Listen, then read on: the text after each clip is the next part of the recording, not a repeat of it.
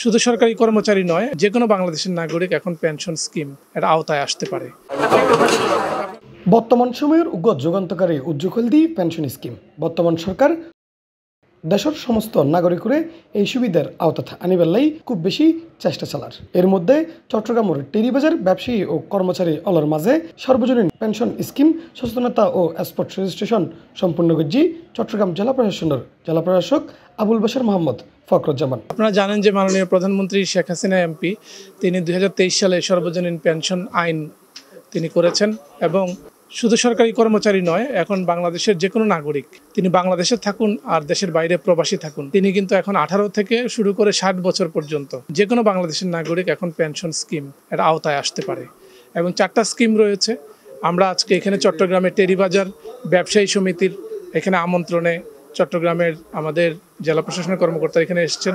আমরা এখানে যে মাননীয় প্রধানমন্ত্রীর যে অনন্য এই উদ্যোগটি রয়েছে সর্বজনীন পেনশন স্কিম, এই বিষয়ে আমরা এখানে টেরিবাজার ব্যবসায়ী সমিতি এবং আশেপাশের এখানে যারা আমাদের ব্যবসায়ী সংগঠন রয়েছে সকল নেতৃবৃন্দকে এই বিষয়ে অবহিত করেছি। এবং চট্টগ্রাম এই মুহূর্তে বাংলাদেশে জেলা ভিত্তিক হিসাবে প্রথম স্থানে রয়েছে।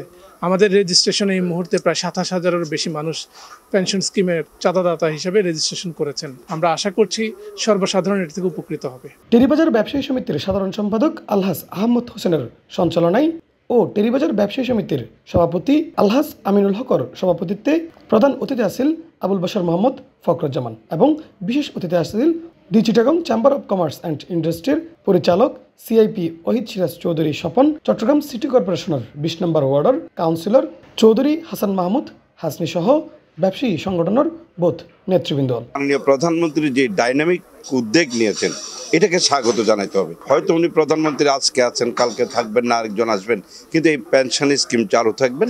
এই পেনশন স্কিম দিয়ে আমরা পরবর্তীতে আমাদের অবসর জীবনটা গঠন করতে পারবো। শুধুমাত্র প্রথম স্থানে থাকবে এটি নেও, সারা বাংলাদেশের জন্য এটা একটা মডেল হিসেবে আমরা দেখাতে চাই যে সর্বোচ্চ রেজিস্ট্রেশনের মাধ্যমে চট্টগ্রাম হবে সারা বাংলাদেশের একটি মডেল জেলা।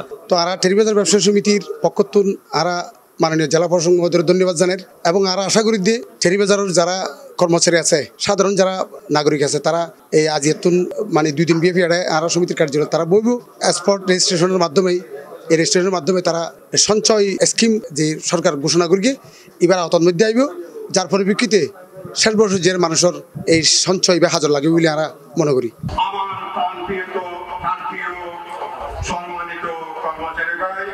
মূলত একসময় তারা পেনশন মানি বুঝদেম শুধুমাত্র সরকারি চাকরিজীবল রিটার্ন করলেই তারা যে ভাতাওয়া দেওয়াই ইবাই, কিন্তু সরকার এখন ব্যাগগুলোলাই এই পেনশন স্কিম চালু করছে। আর এবারে সাধুবাদ জানার দেশের সর্বস্তরের মানুষজন।